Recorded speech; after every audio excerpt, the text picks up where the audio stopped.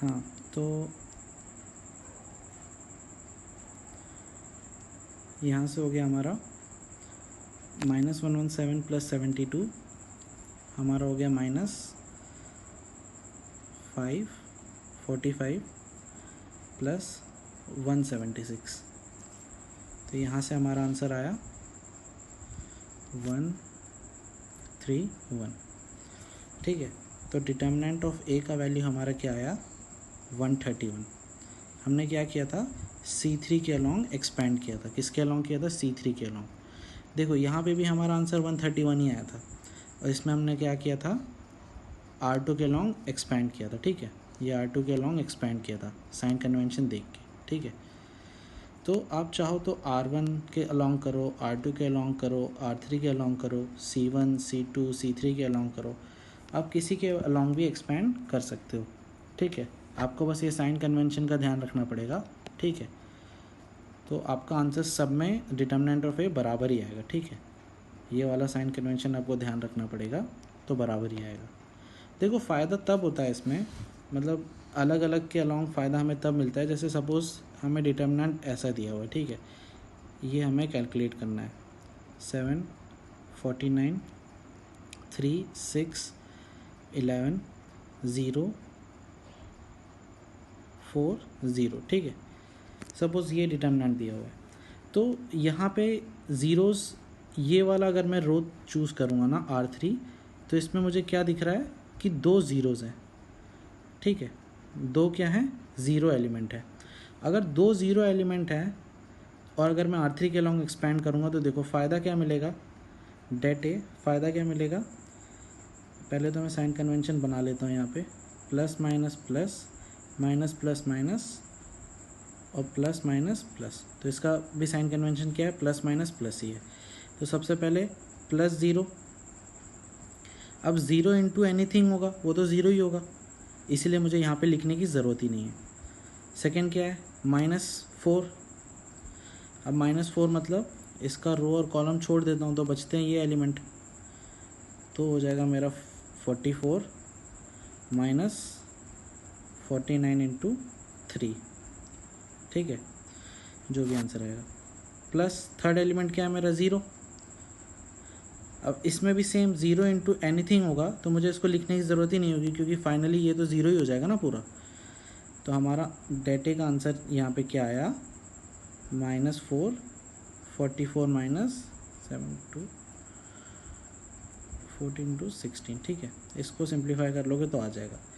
बताने का मतलब क्या है कि जहाँ पे हमें मैक्सिमम नंबर ऑफ़ ज़ीरो रहेंगे, अगर हम उस रो को या उस कॉलम के अलॉन्ग एक्सपेंड करेंगे ना तो हमारा इजीली एक्सपेंड हो जाएगा। जैसे यहाँ पे ये टर्म तो डायरेक्ट ज़ीरो हो गया, ये टर्म भी डायरेक्ट क्या हो गया ज़ीरो हो गया, सिर्फ हमें ये टर्म ही सॉल्व करना पड़ा। तो हमने R3 के अलॉन्ग अगर सॉल्व किया तो हमारा ईजिली सॉल्व हो गया। अगर हम इसके अलॉन्ग करते तो हमें थोड़ा लेंदी आता। ठीक है, तो एक फ़ायदा हमें यहाँ पे ये मिलता है इसके अलॉन्ग एक्सपेंड करने का। समझ में आ रहा है? तो आपका होमवर्क रहेगा एक्सरसाइज 4.1 NCERT का। ठीक है, डिटर्मिनेंट का पहला एक्सरसाइज। उस एक्सरसाइज के कुछ क्वेश्चंस हैं जो मैं पहले ही आपको वीडियो में बता देता हूँ। ठीक है, जिससे कि आपको एक्सरसाइज में कोई दिक्कत नहीं आएगी। ठीक है, क्वेश्चंस ऑफ एक्सरसाइज 4.1। ठीक, जैसे क्वेश्चन नंबर 3 है, उसमें क्या लिखा है, if a is equal to this then show that mod of 2a is equal to 4 mod of a या det of a। ठीक है, तो सबसे पहले हम LHS को सॉल्व करते हैं। LHS क्या है हमारा डिटर्मिनेंट ऑफ 2a। तो हमें A मैट्रिक्स दिया हुआ है 1 2 4 2।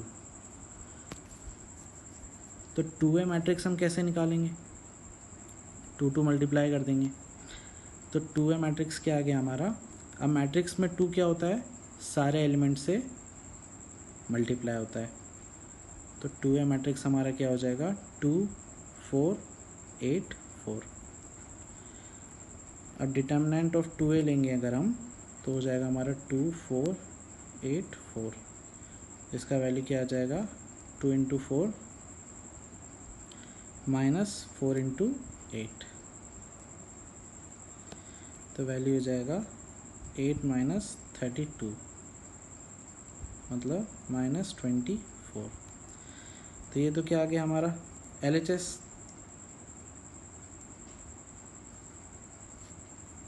उसी तरीके से हम RHS भी निकाल लेंगे। RHS क्या दिया हुआ है हमारा 4 मॉड ऑफ A बोला है, ठीक है। तो A का वैल्यू क्या है हमारा 1242,